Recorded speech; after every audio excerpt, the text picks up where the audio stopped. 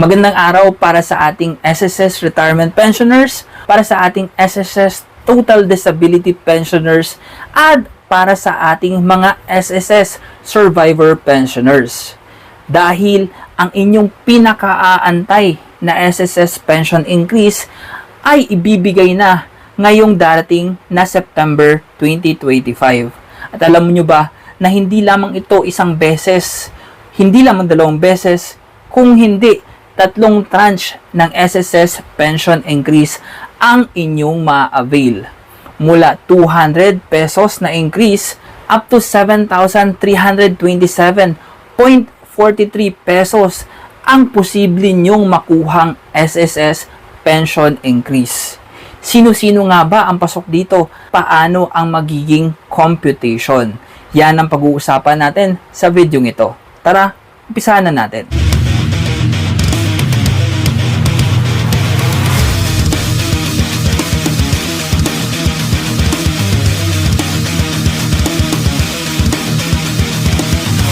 So, sino-sino nga ba ang makakasali sa pension increase at magkano ang magiging pension increase nila? So, ang makakasali sa ating pension increase ay yung mga tinatawag na retirement pensioners. Makakasali din at makakatanggap ng pension increase ang ating mga SSS permanent disability pensioners. At finally, makakasama din sa pension increase ang SSS survivor pensioners. So ang tanong, magkano nga ba ang inyong makukuhang pension increase ngayong darating na September 2025? Umpisahan natin ang computation, pinakamababang pension na natatanggap ngayon kay SSS. Umpisahan natin sa SSS retirement pensioners na nakakakuha lamang ng 2,200 na monthly pension. So kung ngayong July ay kayo ay SSS pensioners na nakakatanggap ng 2,200 na SSS pension, pagdating ngayong September 2025 ay madadagdagan ng 10% ng 220 pesos. Ibig sabihin yan, ngayong September 2025 ay ang papasok na pension sa inyo ay 2,420 pesos. At hindi lang yan, pagdating ng December 2026 ay magkakaroon kayo ulit ng additional 10% increase. So, ibig sabihin, yung 2,420 pesos nyo na nare-receive pagdating ng September 2026 ay madadagdagan ulit ng 10% o magiging 2,662 pesos na ang inyong magiging monthly pension pagdating ng September 2026. At finally, pagdating naman ng September 2027 ay another 10% increase. Ang inyong 2,662 na pension ay magiging 2,928.20 na. Ibig sabihin, sa loob ng 3 tranche, ang may pinakamababang pension pagdating ng September 2027 ay magkakaroon ng total increase 728.20 or a total of 33.1% na total increase. Yan po ay para sa mga SSS retirement pensioners. So punta naman tayo sa ating mga SSS permanent disability pensioners na may pinakamababang monthly pension na 2,000 pesos monthly. So kung ikaw ay isang SSS permanent disability pensioners na nakakatanggap ng 2,000 monthly pension, pagdating ngayong September 2025 ay madadagdagan ng 10% ang iyong monthly pension o magiging 2,200 na ang iyong magiging monthly pension starting September 2025. At madadagdagan yan ulit pagdating ng September 2026 naman ng another 10% o yung 2,200 ay magiging 2,420 na. At pagdating ulit ng September 2027, yung 2,420 na monthly pension mo ay magiging 2,662 pesos na.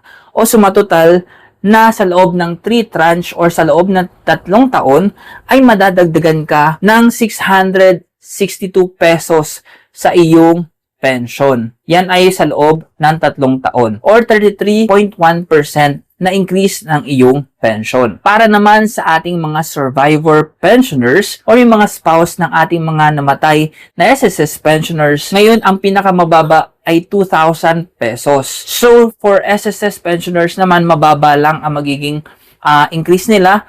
Magkakaroon lamang sila ng 5% increase per year. So, ibig sabihin, kung ikaw ay nakaka-receive ng 2,000 pesos, pagdating ngayong September 2025, ay magkakaroon ka ng plus 5% o magiging 2,100 pesos ang iyong magiging monthly pension starting September 2025. Pagdating naman ng September 2026, ay madadagdagan ulit ng 5%. Ang iyong 2,100 pesos ay magkakaroon ng another 5%. Magiging 2,205 na ang iyong magiging monthly pension effective September 2026.